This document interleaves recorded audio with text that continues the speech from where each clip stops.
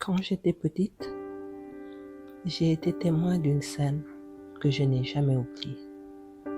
Un jour, mon grand-père est arrivé à la maison.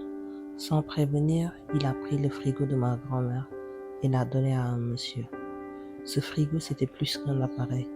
Il permettait à ma grand-mère de faire des crèmes glacées. Grâce à ça, elle arrondissait les fins de mois pour nourrir la famille. Elle cousait aussi de magnifiques robes avec patience et talent. Ce geste de mon grand-père a provoqué une vraie révolte. Toutes mes tantes étaient en colère, ma mère aussi. Les mots fusaient, les voix montaient. Moi, je ne comprenais pas tout, mais je sentais bien que c'était grave. Ce soir-là, comme souvent, je suis allée me réfugier dans la chambre de papy. Je me suis couchée sur sa poitrine. J'avais peut-être 4 ans. Il m'a caressé les cheveux et m'a dit doucement: « Tu sais, elles sont toutes fâchées contre moi. Mais tu peux savoir pourquoi j'ai donné ce frigo ?» J'ai hoché la tête. Alors il a raconté.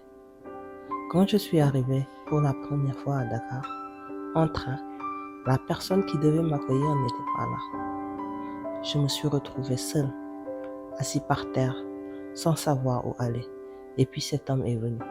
Il m'a parlé, il m'a tendu la main. Il m'a proposé de dormir chez lui. Grâce à lui, j'ai tenu bon. J'ai trouvé du travail. J'ai pu fonder une famille. Il a marqué une pause, puis il a ajouté: « Aujourd'hui, cet homme est dans la détresse. Sa femme est gravement malade. Il n'a pensé qu'à moi. Je n'ai pas d'argent à lui donner, mais je peux lui offrir ce frigo.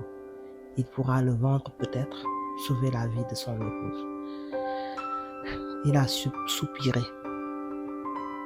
Elles sont en colère, mais elles ne peuvent pas comprendre. Ce n'est pas contre elles que je le fais. C'est simplement un devoir.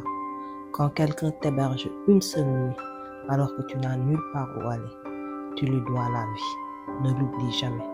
La reconnaissance, ma chérie, la vraie reconnaissance. Cette nuit-là, mon grand-père m'a transmis une des leçons les plus profondes de ma vie. Une leçon d'humanité, de loyauté, de dignité. Ma mère et mes tantes ont toujours pensé qu'il me gâtait trop.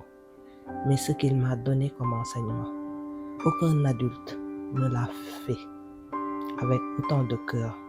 Alors non, ce n'est pas avec le bâton qu'on transmet le mieux. C'est avec l'exemple, c'est avec le respect de l'enfant, de son intelligence, de son cœur.